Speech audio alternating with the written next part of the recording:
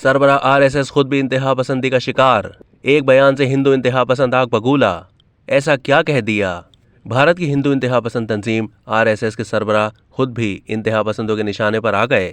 एक बयान की वजह से सोशल मीडिया पर मोहन भागवत को शदीद तनकीद का निशाना बनाया जा रहा है। भारतीय मीडिया के मुताबिक मुंबई में एक तकरीब के दौरान आरएसएस के सरबराह मोहन भागवत ने जात पात के निज़ाम पर तनकीद करते हुए इसे गलत करार दे दिया।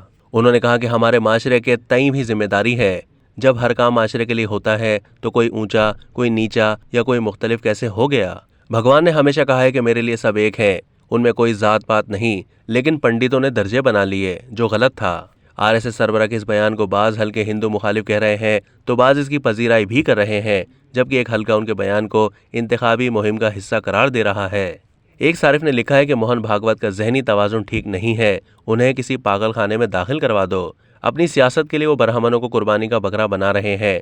बरहमन आरएसएस जैसी जाली तंजीमों से दूर रहें। एक सियासतदान ने कहा कि मोहन भागवत ने मजहब की आड़ में खवातीन, कबाइलियों और पसमानदा लोगों के साथ ज्यादती करने वाले इन नाम नेहाद मजहबी ठेकेदारों और मुनाफिकों को बेनकाब किया है। अब तक के लिए इतना ही। मजीद मालूमात के लिए डेली जंग के यूट्यूब चैनल को सब्सक्राइब कीजिए।